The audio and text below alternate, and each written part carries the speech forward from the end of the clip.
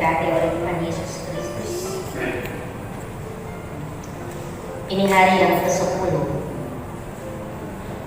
dari totalitas 365 hari yang telah kita lalui dan akan terus kita lalui sepanjang bulan-bulan kehidupan dan tahun 2021 ini. Dan dalam perjalanan itu masih tersisa 355 hari yang tentunya masih terus menjadi misteri dalam perjalanan hidup kita. Ya, pandemi COVID-19 belum juga berakhir. Tiba-tiba terasa tanah goyang, suhu bumi juga tiba-tiba meningkat panas, hujan juga turun dadakan, disertai angin kencang dan lain sebagainya. Di samping itu juga nampak berbagai peristiwa lainnya yang membuat kita merasa tidak nyaman dan tidak aman dalam menjalani hidup ini. Tentu ada rasa kekhawatiran, kegelisahan, kecemasan, kebimbangan, ketakutan membelenggu hati dan pikiran, dan bahkan merusak rasa percaya kita kepada Tuhan. Dan kita pun terus bertanya, masih adakah Tuhan dalam hidup ini? Apakah masih ada Tuhan yang menyertai langkah-langkah hidup ini? Jika Tuhan masih ada, di manakah Dia? Jika Tuhan masih ada, mengapa Tuhan tidak bekerja atas semua peristiwa-peristiwa yang sementara terjadi ini? Jika Tuhan itu ada, mengapa Dia tidak bekerja juga untuk menghentikan pandemi COVID-19 ini? Jika memang Tuhan ada, mengapa Tuhan tidak menyatakan kuasa-Nya di tengah situasi hidup yang serba tidak pasti? Berbagai pertanyaan mempertanyakan keberadaan Tuhan.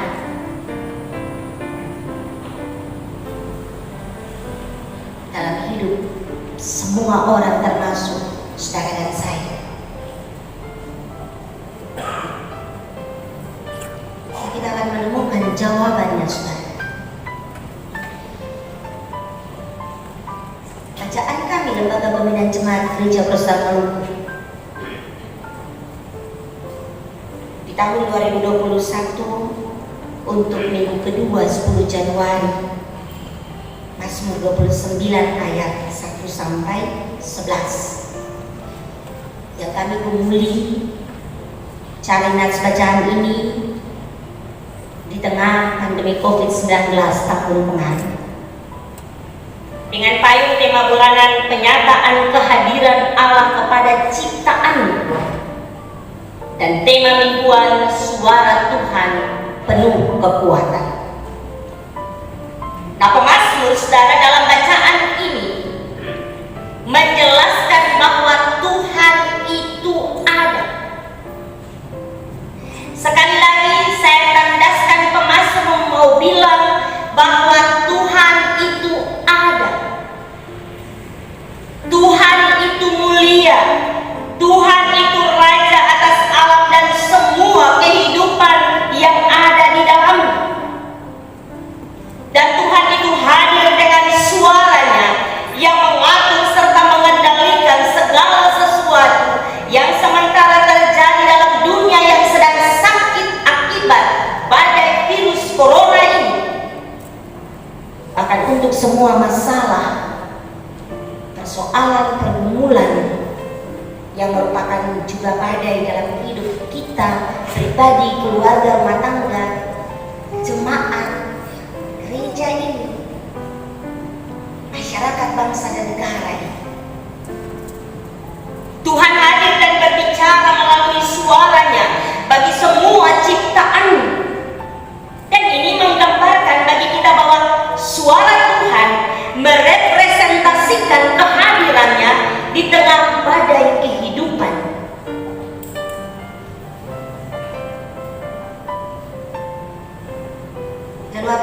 kita takutkan lagi, saudara? Apa yang perlu kita cemaskan dan kita khawatirkan? Saudara perhatikan dalam perikop ini, Daud begitu meninggikan Tuhan. Daud memuji betapa dahsyat dan kuatnya kekuatan Tuhan.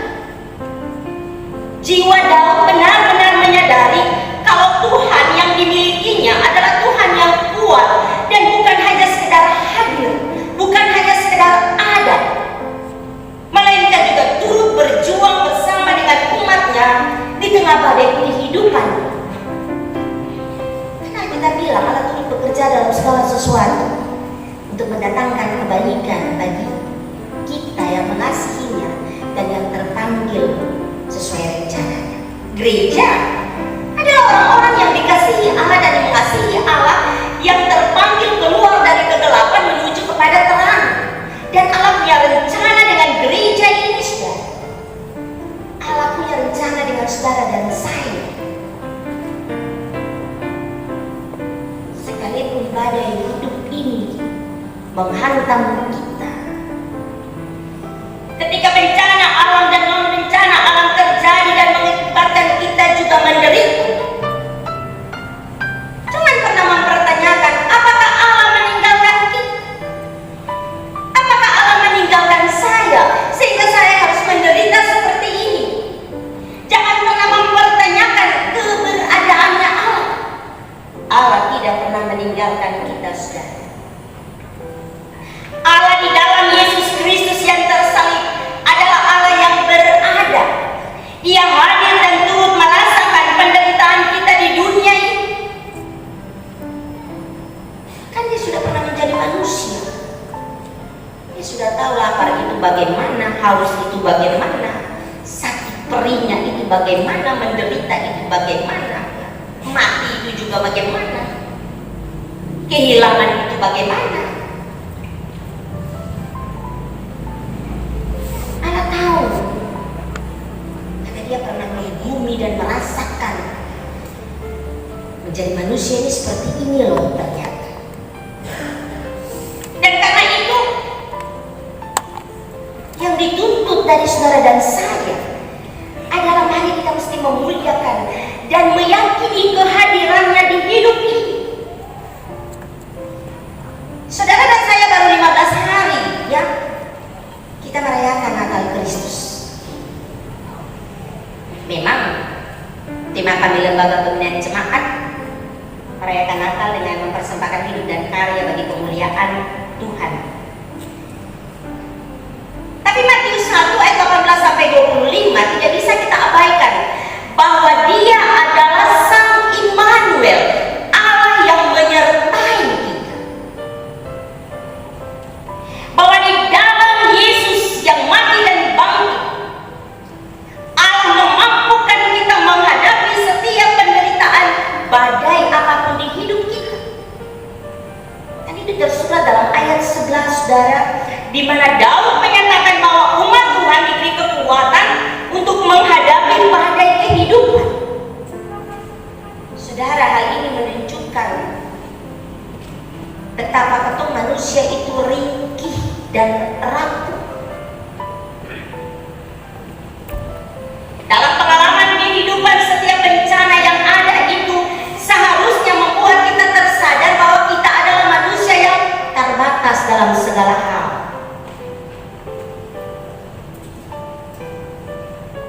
Kita tidak punya kekuatan apa-apa, dan kita juga tidak bisa mengandalkan kekuatan lain selain kekuatannya Allah. Kita butuh kekuatan Allah dalam menjalani ya step by step kehidupan ini, saudara. Kekuatan itu hanya ada pada Tuhan, sebab Dialah yang menciptakan saudara dan saya. Kita adalah buatan tangannya. Dia juga adalah Allah yang memberkati kehidupan kita, umatnya.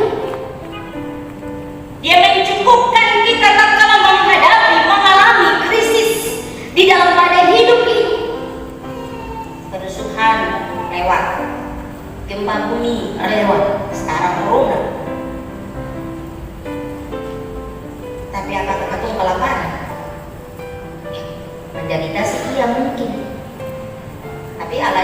sembah juga adalah Allah yang pernah menderita.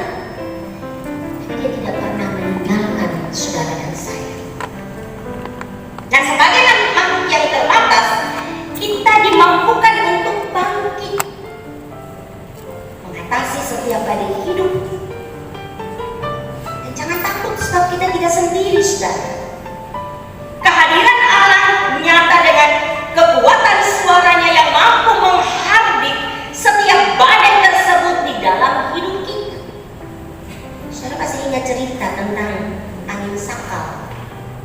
Yesus ada di Buritan dan tertidur, para murid mulai bimbang, ya ini tenggelamkah, bagaimana ini? Lalu Bataria panggil Yesus, tapi Yesus yang langsung hardik angin itu, tapi langsung tegur mereka.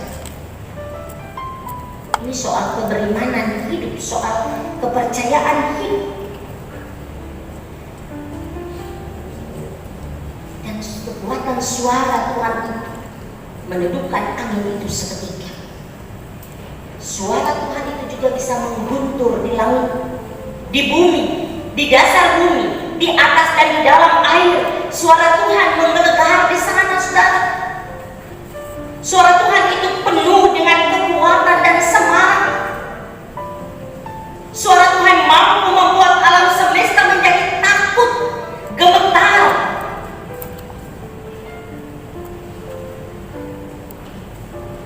Tapi satu hal yang tidak boleh kita lupakan, yaitu suara Tuhan itu juga mampu menenangkan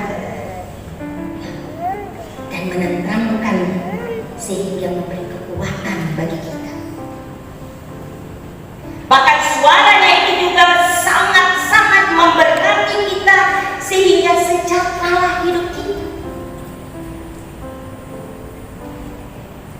Di manakah kita bisa mendengar suara Tuhan itu yang menenangkan hati, yang menenangkan hati, yang membuat kita sejahtera, penuh sukacita dan damai sejahtera, ya.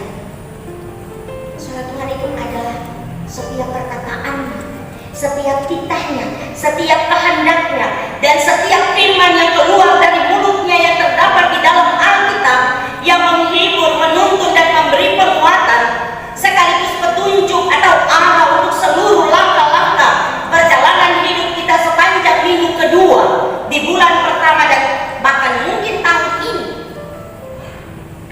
Dan kekuatan suaranya itu akan membuat kita semakin mengenalnya, semakin memahaminya, semakin mengasihinya, semakin mencintainya lebih dari apapun di hidup ini, sehingga kita terus merasakan kehadirannya.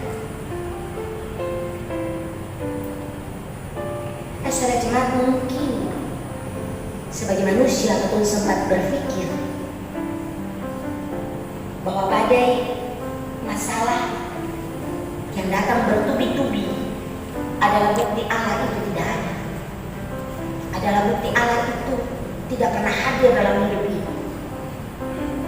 Dan oleh sebab itu kita terus mempersalahkan dan mempertanyakan keberadaannya, kehadirannya dalam hidup kita. Lalu kita bersungut, kasih salah kiri kanan, lasti lalu salah Tuhan. Tak kuat lalu cari jalan sendiri. Namun saat ini, saudara, pemazmur mengajarkan kita bahwa dalam badai masalah apapun, Tuhan itu ada dan hadir. Oleh karena itu kita perlu reframe atau membingkai ulang pemikiran kita tentang pengalaman hidup kita bersama Tuhan.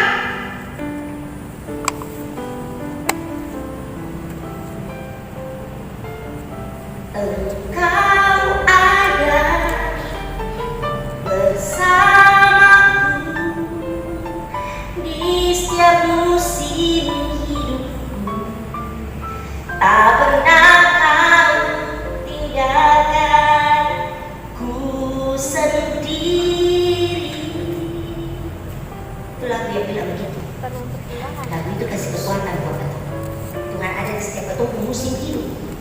Kalau Indonesia cuma 2 musim, panas hujan. Kalau barat ada berapa musim? Apa kan? Salju, gugur, semi, berbunga-bunga sama Tuhan ada. Tuhan ada di setiap ketemu musim hidup, duka, suka, tawa, canda dan sebagainya. Tuhan ada, saudara. Karena itu jangan pernah melihat setiap badai atau masalah dalam hidup sebagai masa penuh penderitaan dan seakan-akan Tuhan suka tinggal ketemu. Tuhan suka berada lagi di ketemu hidup ini. Sebaliknya kita mesti melihatnya sebagai cara Allah menyatakan pemeliharaan dan kuasanya atas hidup kita. Saudara buka Ayub 38 ya. Itu Allah bisa berbicara dalam badai kepada Ayub, saudara. Saudara tahu tokoh Ayub mengalami kisah penderitaan yang luar biasa. Dan karena itu mendengar suara Tuhan di tengah badai menjadi sesuatu yang penting untuk semakin memperteguh iman percaya kita. Dan pengakuan ini terjadi ketika kita mengimani bahwa Allah itu maha kuasa dan dia memiliki kekuatan. Di luar dia tidak ada. Ada itu kan Yeremia 17 bilang, terkutuklah orang yang mengandalkan manusia ya. Ayat 5:6-7-8. Tapi 7-8 sambung, diberkatilah orang yang mengandalkan Tuhan, yang menaruh harapannya kepada Tuhan. Apapun yang ada pada kita ini, saudara, tidak bisa diandalkan. Kekayaan, jabatan, kedudukan, segala semuanya itu akan habis. Sebab kita adalah debu tanah. Dan dalam penentuan waktunya Tuhan, selesailah hidup kita. Tapi yang tetap tinggal selamanya menyertai kita sampai kesudahannya hanya Tuhan.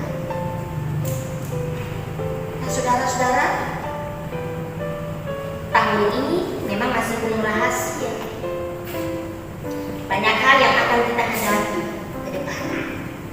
Badai corona ini juga masih menjadi salah satu kenyataan yang akan terus kita hadapi dengan berbagai isu-isu di medsos dan lain sebagainya.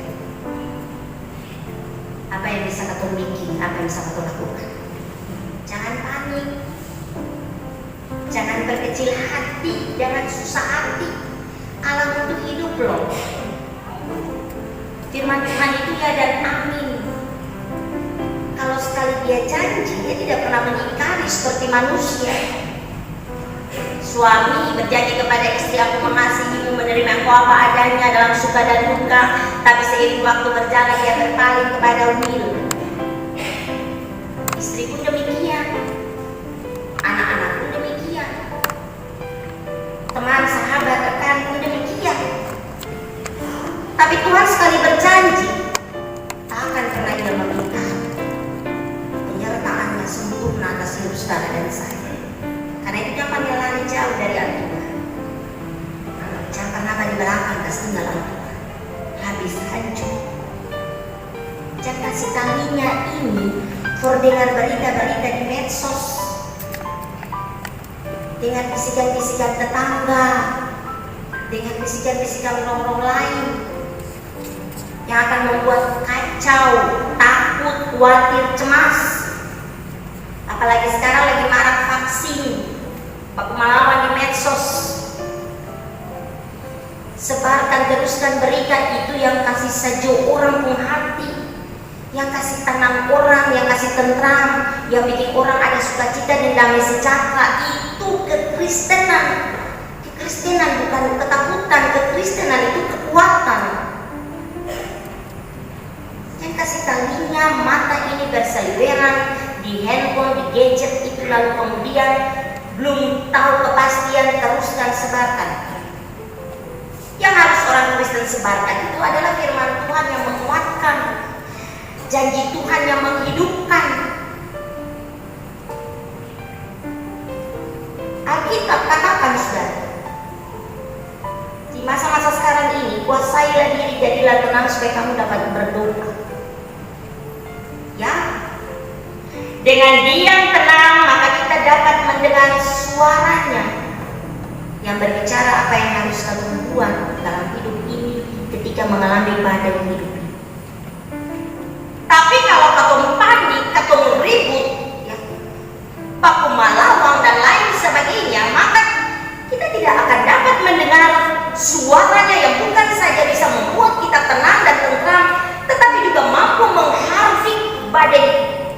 apapun termasuk virus corona dengan berbagai hal di dalamnya. Dalam persoalan ini, saudara, kita hanya diminta cukup mengingat dan menghayati bahwa Allah yang Maha Kuasa itu ada. Bacaan kami di minggu terakhir tahun 2020 itu, saudara, itu satu pertunjukan spektakuler mujizat dalam perjanjian lama. Allah siapa yang bisa membuat laut Teberau itu terbelah menjadi dua kalau bukan Allah saudara dan saya? Allah siapa yang bisa menghadirkan anaknya ke dalam dunia ini demi dan untuk menyelamatkan kehidupan Allah saudara dan saya? Allah siapa yang bisa membawa atau pindah dari 2020 ya, tapi sebelumnya dia menyertai, lindungi dulu, pelihara dulu di masa pandemi COVID-19. Lalu kasih pindah ke sampai ada di 10 Januari.